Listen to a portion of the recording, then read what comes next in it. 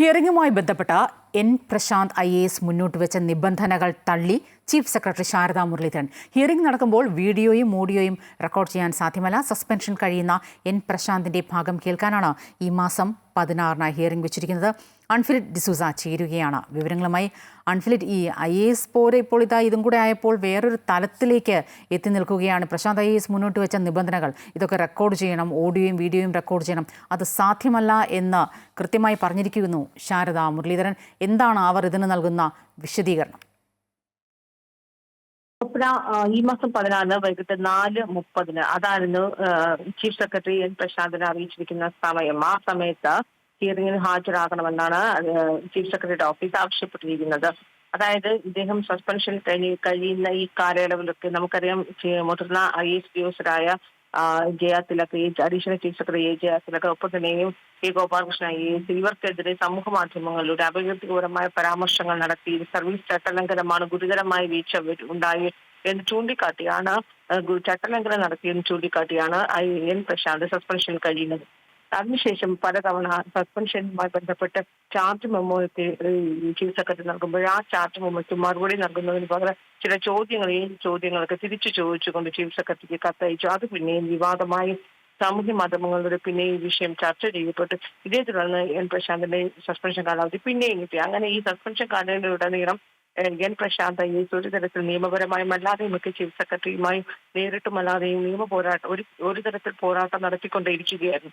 പ്രകോപനപരമായാണ് suspension കാലയളവിൽ N Prashant നിലപാട് തുടരുന്നതെന്ന് IAS ഉദ്യോഗസ്ഥരുടെ തന്നെ ഒരു വിഭാഗം കടുത്ത പ്രതിഷേധം അറിയിക്കുകയും അങ്ങനെ ഒരു അമർഷം അവരുടെ ഭാഗത്തുനിന്നുണ്ടായിരുന്നു. വലിയ രീതിയിൽ ചേരിപ്പോര് IAS ഉദ്യോഗസ്ഥർക്കിടയിൽ ഉണ്ട് എന്ന രീതിയിൽ തന്നെ നമുക്കറിയാം. കൃഷി വകുപ്പ് സെക്രട്ടറി ആയിരുന്ന B. അശോകിനെ ട്രാൻസ്ഫർ ചെയ്തതും ഒരു വിഭാഗം IAS ഉദ്യോഗസ്ഥർ ചേരിതിരിഞ്ഞ് ആക്രമണം നടത്തുന്നു. നിലപാടുകൾ എപ്പോഴും ചോദ്യം ചെയ്യുന്ന ഉദ്യോഗസ്ഥരെ തരംതിരിഞ്ഞ് ആക്രമിക്കുകയാണ് IAS ഉദ്യോഗസ്ഥർ. ഈ രീതിയിൽ വലിയ രീതിയിൽ തന്നെ വിമർശനമൊക്കെ ഉണ്ടായിരുന്നു. ഈ സാഹചര്യത്തിലാണ് എൻ പ്രശാന്തിന്റെ സസ്പെൻഷൻ ഇങ്ങനെ തുടരുന്ന ഒരു സാഹചര്യത്തിൽ മുഖ്യമന്ത്രി ഇടപെട്ടാണ് ഒരു ഹിയറിംഗിനായ സാഹചര്യം ഒരുക്കിയത്.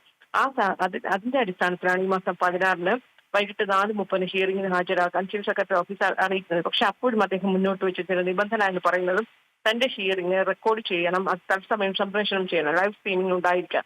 ഈ നിബന്ധനകളാണ് അദ്ദേഹം മുന്നോട്ട് വെച്ചത്. എന്നാൽ ഈ നിബന്ധനകൾ തള്ളുകയാണ് ഇപ്പോൾ ചീഫ് സെക്രട്ടറി അത് തന്നെയാണ്. ഈ നിബന്ധനകൾ തള്ളിയിരിക്കുന്ന ഒരു സാഹചര്യത്തിൽ അങ്ങനെയാണെങ്കിൽ പ്രശാന്ത് ഹിയറിംഗിന് ഹാജരാകാനുള്ള ഒരു സാധ്യത എങ്ങനെയാണ്?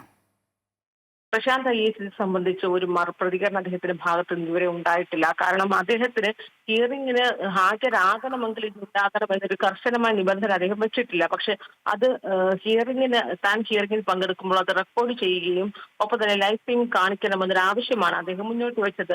എന്നാൽ ഇത് ചീഫ് സെക്രട്ടറി തള്ളിയതോടുകൂടി അദ്ദേഹം എന്നാൽ അങ്ങനെയെങ്കിൽ താൻ ഹിയറിംഗിന് ഹാജരാകുകയില്ല എന്ന രീതിയിലൊരു നിലപാട് അദ്ദേഹം ഇതുവരെ ില്ല. അതേസമയം സർക്കാരിന്റെ ഭാഗത്തുനിന്ന് അല്ലെങ്കിൽ ചീഫ് സെക്രട്ടറിയുടെ ഭാഗത്തുനിന്ന് ഉണ്ടായിരിക്കുന്നത് ഈ റെക്കോർഡ് ചെയ്യുകയോ അല്ലെങ്കിൽ അത് ലൈവായി കാണിക്കുകയോ ചെയ്യുക എന്ന് പറയുന്നത് ഒരിക്കലും സംഭവിക്കത്തില്ല. മാത്രമല്ല അത് IAS അല്ലെങ്കിൽ ബ്യൂറോക്രസിയുടെ ഭാഗത്തു നിന്ന് അത് അങ്ങനെ ഉണ്ടാവുകയാണെങ്കിൽ ഇപ്പോൾ ഇത്തരം ഹിയറിംഗ് റെക്കോർഡ് ചെയ്ത് ലൈവ് സ്ട്രീം കാണിക്കുക എന്ന് പറയുന്നത് അത് അസാധാരണമായ ഒരു സംഭവമാണ്, അസാധാരണ ഒരു നീക്കമായി മാറാം. തീർച്ചയായും തന്റെ നിലപാടുകൾ ശരിയാണ് എന്ന് കൂടുതൽ പൊതുസമക്ഷം ജനസമക്ഷമൊക്കെ സ്ഥാപിക്കുന്നതിനുള്ള ഒരു അടവ് നയ നീക്കമൊക്കെ ആയി തന്നെ ഈ ഒരു പ്രശാന്തിന്റെ ഈ ഒരു നീക്കത്തെ അല്ലെങ്കിൽ ഈ ഒരു നിബന്ധനയെ നമുക്ക് കാണണ്ടേ?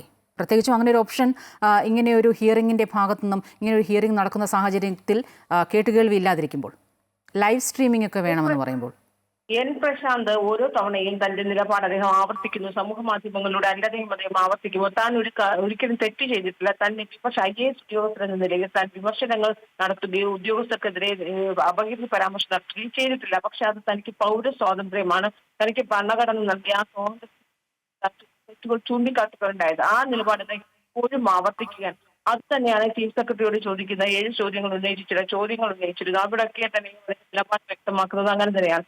മാത്രവുമല്ല ഈ ചില റെക്കോർഡുകൾ അദ്ദേഹം സർവീസിൽ ഇരിക്കവേ മേലുദ്യോഗസ്ഥരായിരുന്ന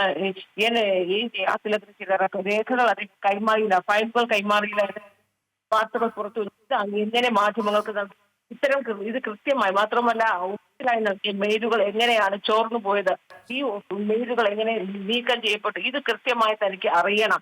അറിഞ്ഞാൽ മാത്രമേ താൻ തന്റെ നിലപാട്, തന്റെ ചാർജ് മെമ്മോയുടെ മറുപടി നൽകും. ഇങ്ങനെയാണ് എൻ പ്രശാന്ത് നിരവധി തവണ ഈ കത്തിലൂടെയും അല്ലാതെയും ഒക്കെ ചീഫ് സെക്രട്ടറിയുമായി നേരിട്ട് പോരാടിക്കൊണ്ടിരുന്നത്.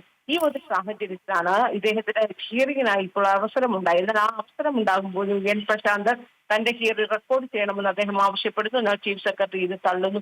അതേസമയം ഹിയറിംഗ് സസ്പെൻഷൻ തുടരുന്ന എൻ പ്രശാന്തിന് ഹിയറിംഗ് നടത്തണമെന്നൊരു നിർദ്ദേശം മുന്നോട്ട് വെച്ചപ്പോൾ പോലും ചില IAS ഉദ്യോഗസ്ഥർ കടുത്ത അതൃപ്തിയുണ്ട്. കാരണം സസ്പെൻഷൻ കഴിയുന്ന ഒരു ഉദ്യോഗസ്ഥന് ഹിയറിംഗിന് ഒരു അവസരം കൊടുക്കുക എന്ന് പറയുന്നത് പോലും അത് അദ്ദേഹത്തോട് അങ്ങനെ ഒരു നടപടിയുടെ ഭാഗമായി, സർവീസ് ചട്ടലംഘനത്തിന്റെ ഭാഗമായി അദ്ദേഹം സർവീസിൽ സസ്പെൻഷൻ കഴിയാൻ വീണ്ടും അദ്ദേഹത്തിനോട് ഒരു അനുഭാവപൂർവമായ സമീപനം സർക്കാരിന്റെ ഭാഗത്തുനിന്ന് ഉണ്ടാകുന്നു എന്നതിന്റെ തെളിവാണ് ഈ ഹിയറിംഗിന് പോലും അദ്ദേഹത്തിന് അവസരം നൽകുന്നത്. അതുപോലും ഉദ്യോഗസ്ഥർക്കിടയിൽ ആവശ്യമുണ്ട്. കാരണം ഉന്നത ഉദ്യോഗസ്ഥരെ അപകീർത്തും പൊതുസമൂഹത്തിൽ അദ്ദേഹം അപകീർത്തികരമായി. തീർച്ചയായും അത് തന്നെയാണ് അൺഫിലിറ്റ്, അത് തന്നെയാണ് അറിയേണ്ടത്. ഇപ്പോൾ എൻ പ്രശാന്ത് IAS മുന്നോട്ട് വെച്ച ഈ നിബന്ധനകൾ ചീഫ് സെക്രട്ടറി ശാരദാ മുരളീധരൻ തള്ളുമ്പോൾ അദ്ദേഹം ഈ ഒരു ഹിയറിംഗിന് ഹാജരാകുമോ എന്ന് തന്നെയാണ് അറിയേണ്ടത്. അൺഫിലിറ്റാണ് വിവരങ്ങളുമായി ചേർന്നത്.